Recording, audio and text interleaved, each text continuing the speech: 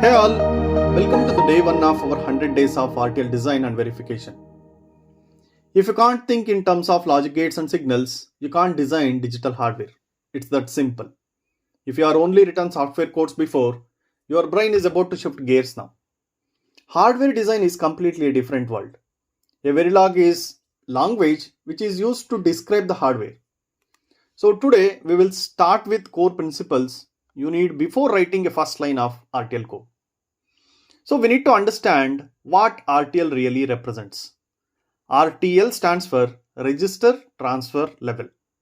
Means at this level, you describe how data moves between the registers and how logic transforms the data. Means digital hardware is all about inputs, logic and state.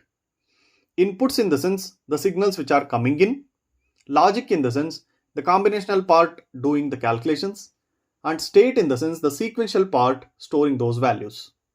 So these are the three main parts of a digital hardware. It consists of input ports, which signals coming in, and combinational logic to do some functionality, and states are required as a sequential part to store some values. So think of RTL like a blueprint of the chip. It's not actual transistors, but the step-by-step plan to tell the hardware how to behave when the clock cycle comes. So digital logic is also built from binary values, right? Zeros and ones. But we rarely think about just individual bits. We think about the logical functions we come out of that. So three basic types of logical elements present. One is combinational logic, another one is sequential logic, and the last one is mixed logic. What is combinational logic then? Combinational logic is where output depends only on the current inputs. For example, gates, multiplexers, adders. Here, whenever the input changes, immediately output changes. So that is combinational logic. Here there is no concept of memory. There is no requirement of clock signal itself. Then comes sequential logic. Here output depends on the past inputs as well. That we call it as different states. For example, flip-flops, counters, shift registers like that. If you take an example of a counter, the next count value depending on the previous input and what count it generates. So here we need a clock signal to work. Clock signal is very important here to shift the states of the system. Then comes the mixed logic, where most designs we have will be having combinational logic whenever it is required, and also will be having sequential logic as well. So we also work with the Boolean algebra, where it says the rules to simplify the logic, and also it makes the circuit more efficient. With all this background of digital logic, now we need to step into Verilog. Verilog is a hardware description language which will be used to model different digital systems.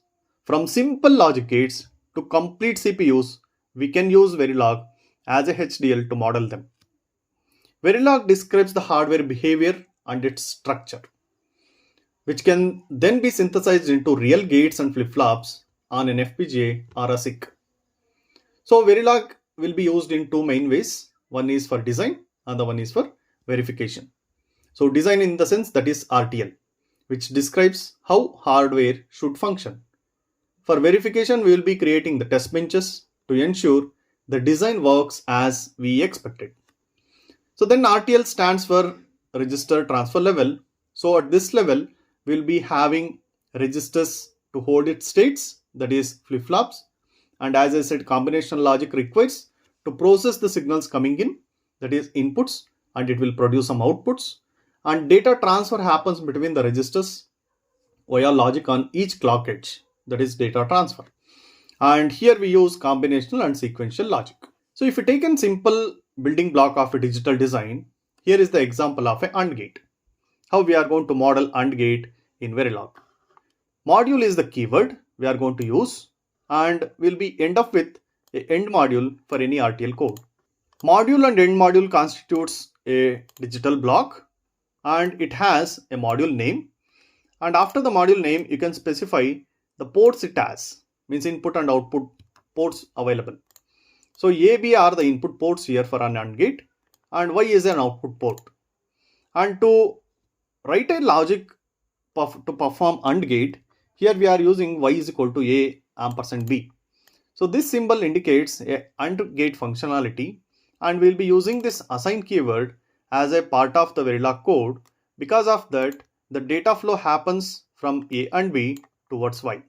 That is what we are assigning A and B to Y. That is what the meaning is. And we will be having another code here with a module and end module. That is a test bench for the RTL design what we have written. So in the test bench, we will be writing the input and output ports what we have as wire and register here. And then we will be providing the inputs through those variables what we have declared. Then it will be connected to the RTL through port connections.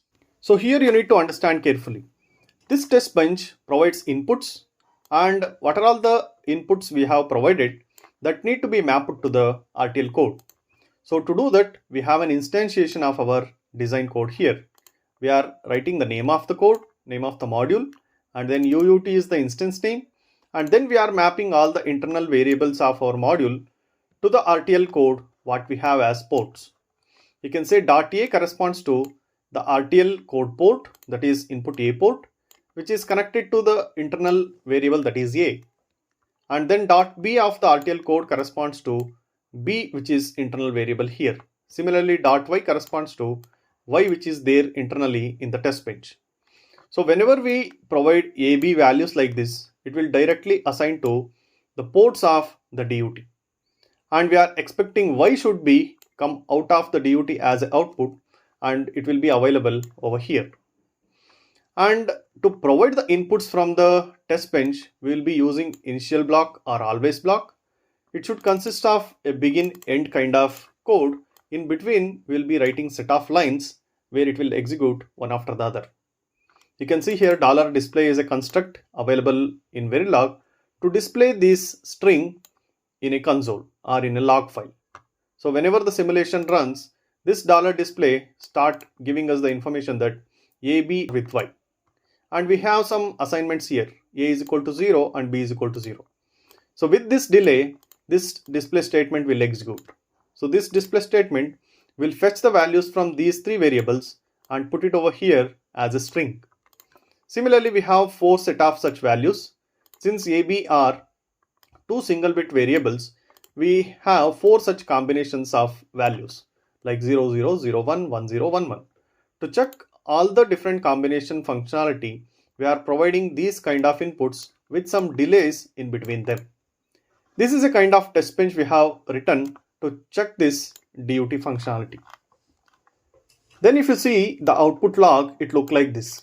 We have AB or Y is the first display statement, then 4 instances of different values, and we will be getting Y from the DUT that is displayed over here. Then we need to understand the RTL thinking versus software thinking.